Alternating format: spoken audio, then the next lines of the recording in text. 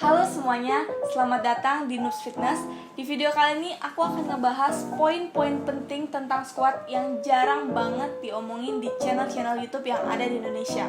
Aku juga akan kasih tahu ke kalian step by step ngelakuin squat dari yang paling mudah sampai yang lebih sulit, supaya squat kalian tuh bener-bener bikin paha dan bokong kenceng dan gak cuman keringatan doang. Dan jangan lupa kalian nonton sampai akhir, karena aku akan bahas mitos-mitos squat yang masih sering banget diomongin di Indonesia. Stay tune ya. Funky.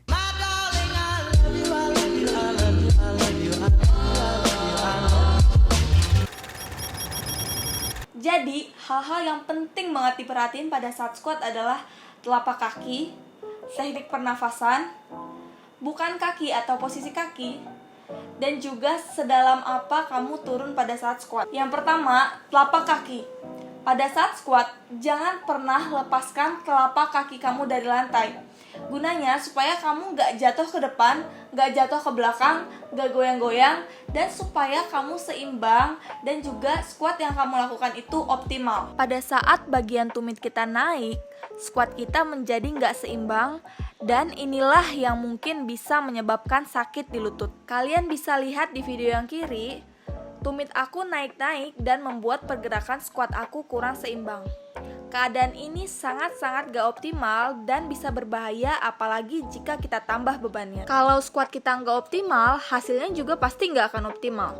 Kalau kamu mau punya paha dan bokong yang seksi, jangan lupakan telapak kaki kamu pada saat squat ya. Oke? Selanjutnya, teknik pernafasan. Teknik pernafasan juga penting banget kita perhatiin pada saat squat supaya kita seimbang. Coba kamu perhatiin deh, atlet-atlet powerlifter yang mengangkat beban 100-200 kilo, itu mereka teknik pernapasannya benar-benar perfect. Karena kalau teknik pernapasan mereka nggak perfect, tulang belakang mereka bisa cedera. Saat squat, kita menggunakan nafas perut.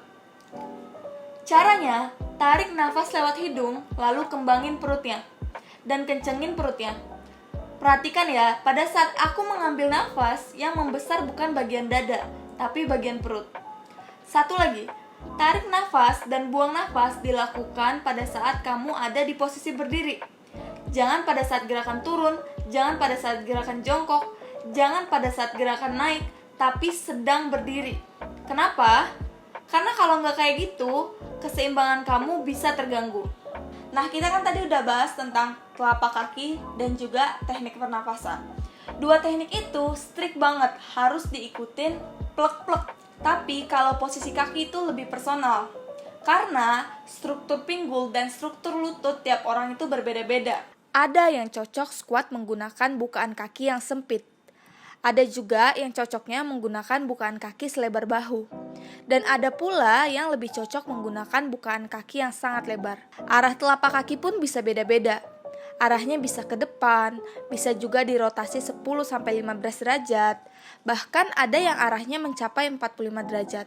Oke Anggi, aku ngerti. Terus gimana dong caranya cari posisi kaki yang pas untuk aku? Jadi, untuk kebanyakan orang termasuk aku, bisa gunakan bukaan kaki selebar bahu, lalu arahkan jari-jari kaki kamu sebanyak 10-15 derajat. Setelah itu, kamu coba dulu squat dengan posisi ini, dan perhatikan hal-hal berikut. Pertama, pastikan saat squat, kamu merasa nyaman dan gak ada yang sakit di persendian kamu. Selanjutnya, pastikan saat kamu berada di posisi jongkok, tulang punggung bagian bawah kamu tetap lurus dan gak melengkung ke depan. Coba deh kamu perhatiin kedua video ini. Di video yang sebelah kiri, tulang belakang bagian bawah aku gak muter ke depan karena aku pakai bukaan kaki yang pas untuk aku. Sementara, video yang sebelah kanan, aku pakai bukaan kaki yang gak cocok untuk aku, dan hasilnya tulang belakang bagian bawah aku muter ke depan. Kalau salah satu dari hal yang aku sebutin tadi gak terpenuhi, kamu harus mencoba untuk mencari posisi kaki yang pas untuk kamu. Kedalaman squat. Ini yang aku sering banget temuin ya sehari-hari. Karena banyak banget orang yang squatnya itu setengah-setengah. Ingat ya, squat itu nggak boleh setengah-setengah. Jangan malu untuk turun pada saat squat. Minimal banget squat kamu harus ada di paralel. Gimana sih posisi paralel itu? Posisi paralel adalah pada saat kamu jongkok dan paha kamu sudah sejajar dengan lantai. Fungsinya agar otot-otot di paha dan di bokong kamu benar-benar bekerja dan hasilnya pasti akan lebih maksimal. Progression. Untuk apa sih sebenarnya ada progression?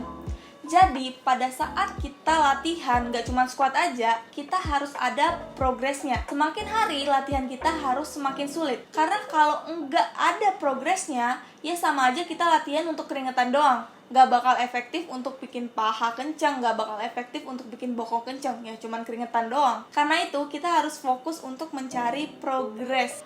Ada banyak cara untuk membuat squat kamu semakin sulit. Yang pertama, untuk yang pemula banget, kamu bisa pakai body weight dulu.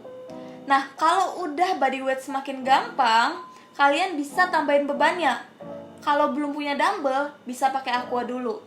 Setelah punya dumbbell, bisa pakai dumbbell. Nanti setelah pakai dumbbell juga lama-lama akan terasa ringan kan? Nah, kalau udah kayak gitu, kalian bisa pakai dumbbell yang lebih berat. Cara lain untuk membuat squat lebih sulit juga bisa dengan memperlambat temponya. Perlambat gerakannya pada saat kalian turun. Di video ini aku mikir untuk turun sekitar 3 detik, lalu pause sebentar di posisi jongkok untuk bikin gerakan squatnya lebih sulit. Yang jelas, tubuh manusia itu jago banget dalam beradaptasi. Jadi kalau misalnya squat kamu gitu-gitu aja, nggak ada progresnya, ya paha kamu bakal gitu-gitu aja, bokong kamu bakal gitu-gitu aja. Jadi, jangan lupa untuk berprogres karena itu yang akan bikin badan kita bagus. Jadi, sebenarnya kan squat itu pakai otot paha dan bokong.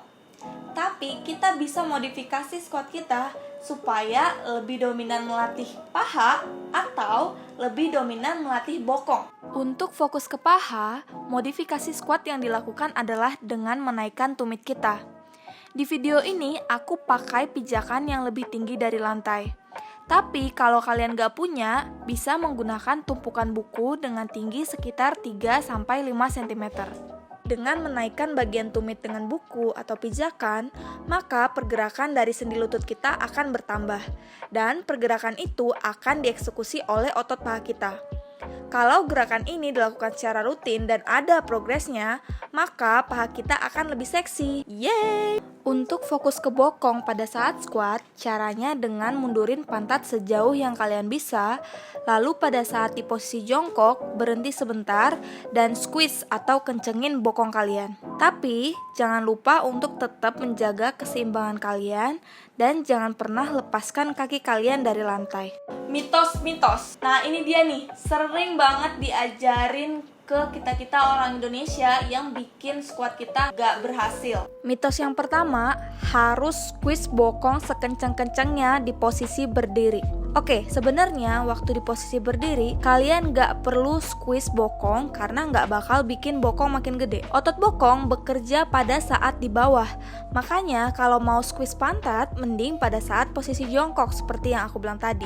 Squeeze terlalu bersemangat pada posisi berdiri juga bakal bikin beban gak stabil dan bisa bikin tulang punggung kalian cedera. Mitos yang kedua, lutut gak boleh melewati jari-jari kaki. Pergerakan sendi lutut adalah pergerakan yang normal. Dan apabila kamu mau fokus untuk melatih paha depan kamu, lututnya emang harus melewati jari-jari kaki.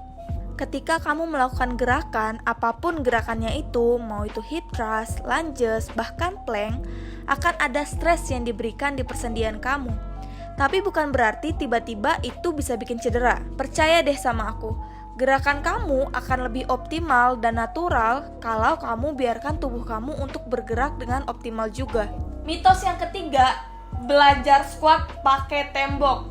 Oke. Jadi belajar squat dengan tembok seperti ini tujuannya supaya lutut kamu gak melewati jari-jari kaki.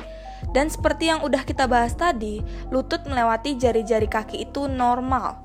Belajar squat dengan tembok seperti ini terlalu mengekang gerakan tubuh kita dan bikin badan kita gak seimbang dan cenderung pengen jatuh. Belajar squat itu pakainya squat yang normal aja, supaya gerakan kamu optimal dan hasilnya juga pasti akan lebih optimal. Squat itu emang gerakan yang sulit. Semakin berat bebannya, semakin harus kita melakukan yang tadi aku sebutin dengan perfect. Satu tips yang ngebantu aku banget pada saat aku belajar squat adalah merekam diri aku pada saat melakukan gerakannya. Dengan kalian merekam diri kalian pada saat squat, itu membuat kalian bisa mengapresiasi dan juga mengevaluasi mengevaluasi diri kalian. Dan jangan lupa juga catat bebannya, repetisinya pada saat kalian squat, supaya kalian tahu kalian itu udah berprogres. Segitu dulu dari aku. Kalau kamu nonton sampai akhir video ini, thank you, aku appreciate banget. Kita ketemu lagi ya di video selanjutnya.